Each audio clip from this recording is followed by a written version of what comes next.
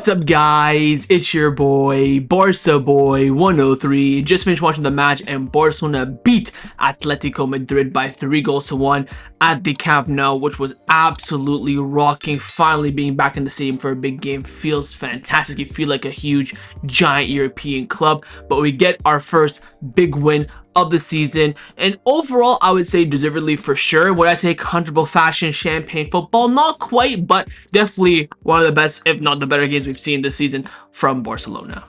Now, before we get into this video is sponsored by Number One Foot. Number One Foot is by far the best replica jersey website on the market, and it's not even close. They have a variety of different items at the absolute best prices. They sent me 2 kits recently. First one is the retro Barcelona kit, the home kit, which I'm currently wearing right now, and also as well the second kit for that season in the blue edition. Oh my god, like the stitching is fantastic, the quality is, superb. Feels like I have the actual, original kit for a fraction of the price. And if you use the discount code BOY at checkout, you do get 10% off your order. That's BOY. Use it at checkout, and all orders above $80 as well will receive free shipping. So what are you waiting for? Hit the top link in the description down below and get your new football kits today. The starting lineup for this match is on the screen for you right now. It was Joan Garcia in goalie, back four of Jules Kounde, Pau Barsi, Gerard Martin, Alejandro Balde, midfield 3 of Eric Garcia, Pedri and Dani Olmo, front 3 of Lamine Yamal,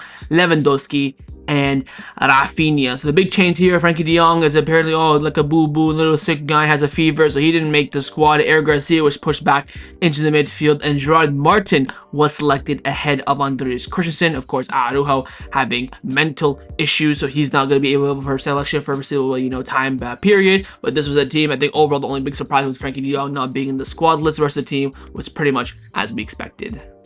The first goal scored in this match for Barcelona was scored by the captain, El Capitano, Raphinha, with a great pass from Pedri between the lines. At this time, I don't know why, I thought Madrid were kind of playing a high line a little bit. Maybe we caught them a bit off guard after winning the goal from All Black quite quickly. Ball drops to Pedri, slips it through. Rafa runs through 1v1. All Black tries to come out and surprise him, but he rounds All Black and pokes it into the back of the net, giving Barcelona the equalizer after conceding the first goal a few minutes beforehand from Alex Baena.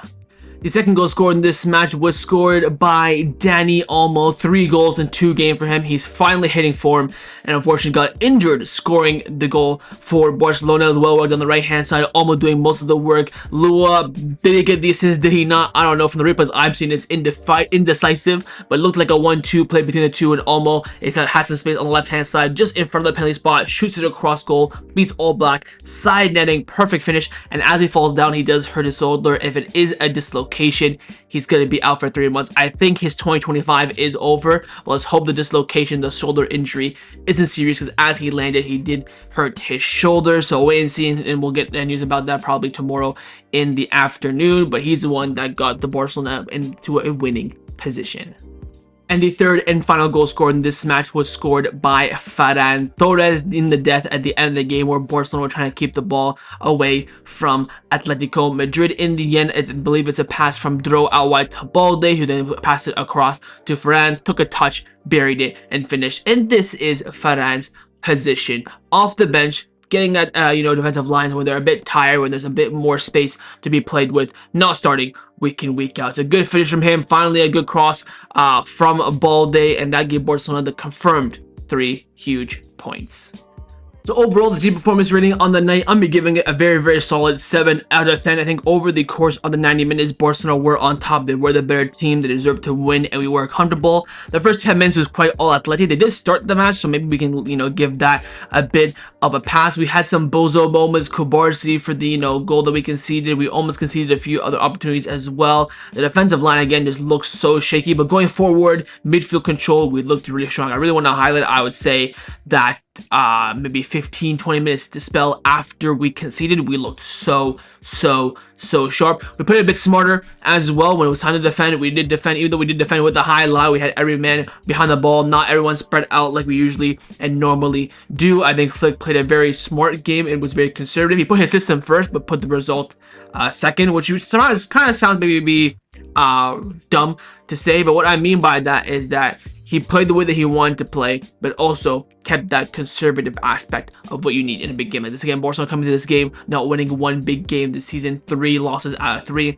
and we get now our first win. We looked more like a team, we looked more compact, we had intensity, the pressure was really good as well. The fluidity in the final third was quite strong. Only one player was kind of holding that back. We'll talk about that in the player rating section, but I felt like we saw some, glimpses of what Barcelona can do at their best. And again, you look at this, XI, you do have a fully fit team, maybe barring one player at the absolute most, maybe even 2, you could argue. So I think, you've seen this team back at full strength, and we are now, semi-competing. I still don't think, this will overshadow what we have had in the previous few months, but we came to this game, everyone thought it was going to be a tight, game. We all, expected maybe a draw, if not a tight Barcelona win, although Atleti, if they were on it, Griezmann missed the chance, Thiago Almada missed a huge opportunity. We had some luck, let's not beat around the bush here. That's why I want to give that's why I give it 7, because we played well, we were the better team, we deserved to win, but there were moments where we could have easily have dropped points, if not lose this game. This was not champagne flick ball from last season. No sir. This is a professional result, playing at the level that we expect at a bare minimum, and coming away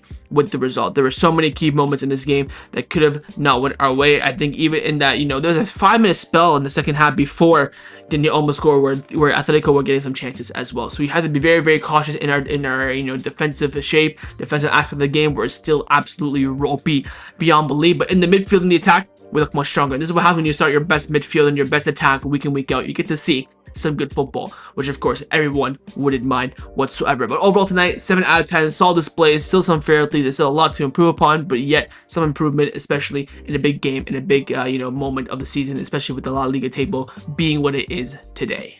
Let's now get into the players' individual player ratings. Because off, of course, with the goalkeeper, Joan Garcia in goal. Average 6 out of 10, did what he had to do. Didn't do anything poorly, anything fantastic. Commanded the box really well, especially in that last 20 minutes when we were, holding on to pressure. Had that maybe questionable decision where he came out from that Barca mistake and could have handballed it. In the end, he did it. In the end, that was a sublime decision. And you know what? He's probably the best goalkeeper we've had this club in the past few years, man. I mean, the revolution we've seen at him in between the sticks is absolutely remarkable. Didn't have to make any, point-blank save for the goal. Could he have done better? Yes, but, he's probably hoping that at least the line holds up to some decent extent. But overall, 6 out of 10, no real complaints there. Ins and outs of that partnership in front of him. Firstly, Mr. Gerard Martin. I've given Gerard average 6. He did get that yellow card late on in the first half. Apart from that, I can't really pick out a mistake. I don't think, it was Gerard Maldini-esque performance, but it's just, quite sturdy from him. Playing off in the back, but did misplace a few passes in this game. In the game, he likes the idea of passing to players when they have players on them in tight areas. Makes his. I think he wants those comps on X to blow up. But there's some lapse in concentration in that regard. I think defensively though, looked quite solid, man. There is no way to beat around the bush here. And credit where it's due. He does look much better at left center back than he does at left back. I'm not gonna sit on the fence on this one, but I think he had a solid display, and he was definitely the better of the 2 center backs. Because the other center back on the right hand side was Pau Cubarsí, who I've given a 5 out of 10. I saw other people saying in the live stream that he's doing really well in the second half, which I do agree. But yet again, too many mistakes from Pau. The header that could have, left Joel Garcia in no man's land and a red card. The poor clearances, the inability to win second balls, getting dropped by, who was it? Thiago Almada on 2 separate occasions. Got dropped by Sorloth in this game as well. I think on the ball when we were comfortable, spraying the passes, getting some of those, over the top through balls, pushing him back, he was fine. But under key areas and key pressure, he was not up for it today. Still our best center back. Of course, you're talking about form and the season, everything like that. He's still our best defender. I'm not taking away that title from him, but today, too many, duels not won. Too many scenarios where you want him to step up, make that key decision, and he did not. So, not even an average. It's definitely, I think, under average from him today, a 5 out of 10. Into the fullbacks now. Firstly, Alejandro Balde at left back. I've given him an average 6 out of 10. Got that, scam rate assist there in the end. But again, from Balde, just like Joan Garcia, it's really typical from him. I think going forward, he could have looked much better. There were some moments. There's a moment in the first half. I think at the time it was 1-1 because Lewandowski missed his penalty, where he could have put in a great one-time cross, but took like 10 million extra touches. How is this guy in big 2025? We're what, a month away from 2026, and this guy still has not at at least improved in any regards in terms of his crosses. Yes, he's crossed the ball for Ferran Torres to get the assist later on, but that's a simple cross with no pressure. I thought they were committing men forward. I'm talking about during the game. He's still yet to improve on crosses. How is Gerard Martin crossing the ball more than you? Seriously, better than you, should I say. You need to look at yourself in the mirror. I think he defended very well in this game. Balde credit where it's due there. I think, especially in build-up play, looks much more comfortable with Rafa in front of him. But again, in the final third, I do want to see a bit more from him. So 6 out of 10. Other fullback, Jules Kounde, we are surviving. Get me fucking right back in January. Holy shit. Or put Casado, put Eric Garcia, because this guy is cooked. He is playing for stature. He is playing just because of his name. He is playing because he might be French. I don't know. But he is woeful. 5 out of 10 for me for Jules Kounde. You can forget about being my favorite player at Barcelona. You are absolutely not it. It is just so poor of him. The lack of inability of touches, passes forwards, defensive actions, defensive work rate, defensive mindset, defensive thinking. Everything is off. It's absolutely off. His touch is absolutely abysmal as well. I don't know what has happened, but he started today because Frankie was out. Because if Frankie is, fit, this guy should not be starting anymore. I'm sorry. Unless we have injury issues like we had today, and it's like Kounde or nothing, or Kounde or, the C fullback. Okay, we'll put Kounde in. But my God, has this guy been woeful this season. He has been abysmal beyond belief, and there needs to be serious question marks, and most importantly, serious improvement needed from his side. 5 out of 10 for me. It's peak. It really is peak. Into the midfield now. Firstly, Eric Garcia, Mr. Consistent at, again, 7 out of 10 from me. Solid display from him. Really liked his ability to win those ball back in the midfield, and I love the fact as well he's very, very smart with his passing. He won't pass it to Pedri, give it to Kounde, then wait to Kounde to give it to Lemmy. He won't give it to, Balde, then wait for Balde to find Rafa. Boom, sprays it immediately to all the wingers. That's what you want to see. One less pass needed. Get that, attacking action through. Defended very well in the middle of the park as well. Again, it's just so sturdy from Eric. He's, I think, on par with,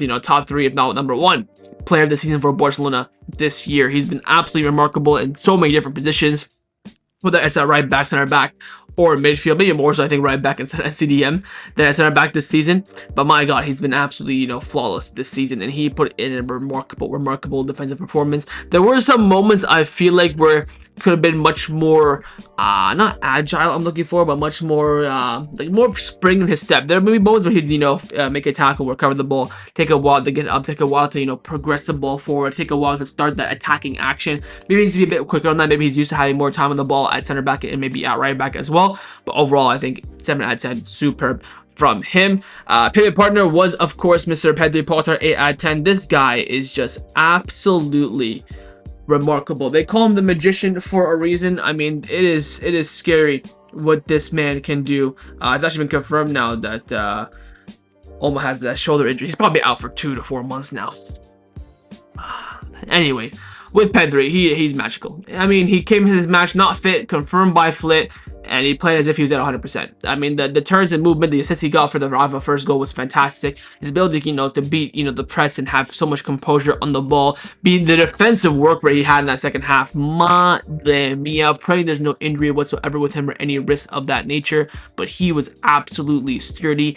8 out of 10 from me. Final midfielder in the 10 was, of course, Dani Olmo. He gets a 7 out of 10 from me. Again, you want a bit more from Olmo. I think in the first half, he was making some good runs forward, but some of the decision making he was making was quite, unorthodox, chipping it into certain areas where there's nobody making that run because Lewandowski dropped back to try and get involved with play, and all you have is Rafa at the far post. Things of that nature. Of course, you cannot take away from the fact that he got the 2-1 goal, also won that penalty that Lewandowski missed as well. So again, he's looking like he's growing, he's improving, but probably not going to see him now for the next few months. If with Flick confirming this injury, probably going to be out for 12 weeks, which is around about 3 months, so you won't see him for a hot minute. So it's going to be Fermin Lopez coming back, of course, sometimes next week. Maybe we'll see Dro in the 10 against Betis, or if Flick's, possibly he'll put Pedri in the 10, then go with some sort of pivot combination. But with Olmo today, I thought he performed quite well. It wasn't for other players, standing out quite considerably.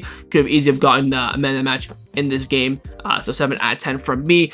Into the front line, firstly, on the left-hand side, Captain Raphinha, 8 out of 10. When he has that armband, man, he just plays at an absolutely different level. The goal, of course, was fantastic. Nice, calm and composure, rounding All Black and burying it.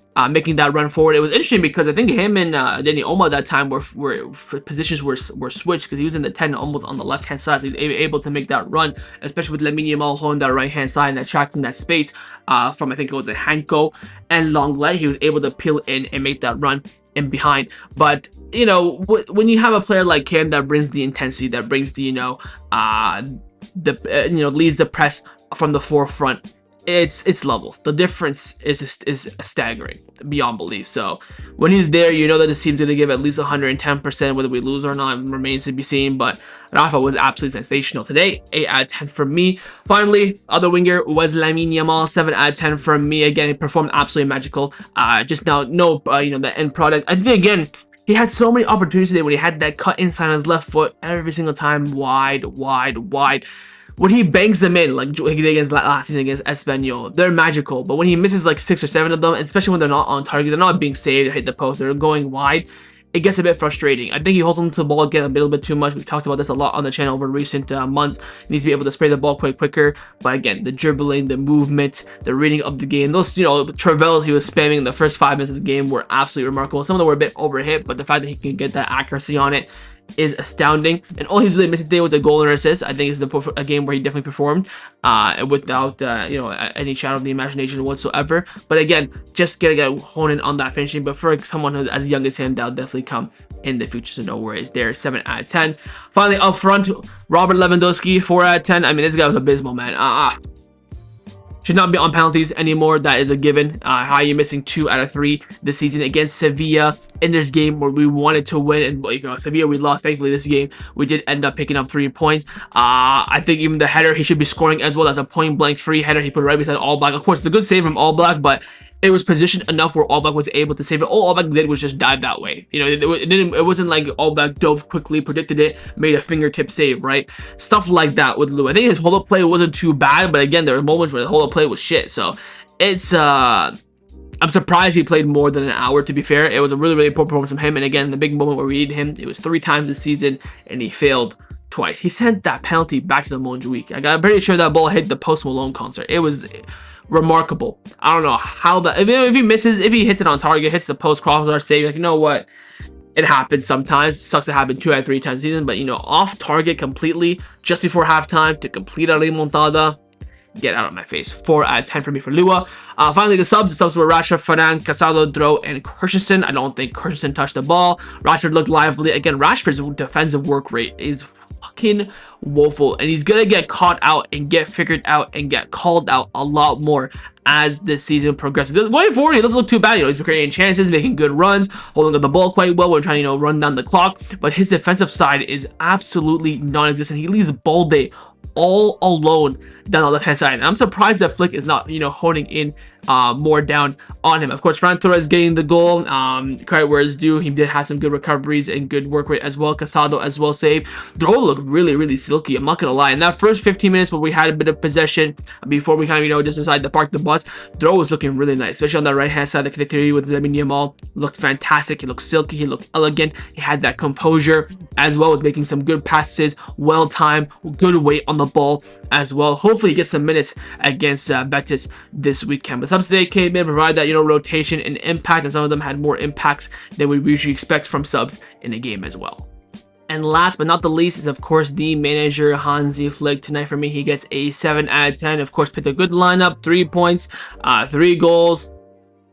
I think today, if we lost, it would have been more on the players and the coach. I think he set up the team quite well. The structure was strong. It prioritizes his system, but also, having a little one eye on the result as well. I like the fact how he shaped us in the last 10 minutes to defend. Even though you are inviting pressure, it's better that way than just being absolutely wide open. Timed his subs quite well. Maybe the Christian one I would have expected a bit earlier. We were taking off Lua a bit earlier as well. But in terms of the starting lineup, apart from Kounde, who in the end played stinky, there were no complaints. I think he adapted quite well with Frankie de Jong missing the game. And hopefully there are more things to come from him, and there's more things that he can improve upon and still, like I mentioned, adapt the system, which he did today. A good example of it. Last season we would have been open, we would have had our 4 men up front, waiting for the counterattack. This time he has everyone behind the ball, defending as a unit, still with the high line, because again, he likes it for some sort of reason. But again, we talked about this a lot. Either the players or the system have to change / adapt, and we're seeing now that the system adapting a little bit more, especially more so off the ball than on the ball. So improvements are coming from Flick. Again, you have to keep this at a good, consistent rate. We have a few big games coming up now: Betis, Frankfurt,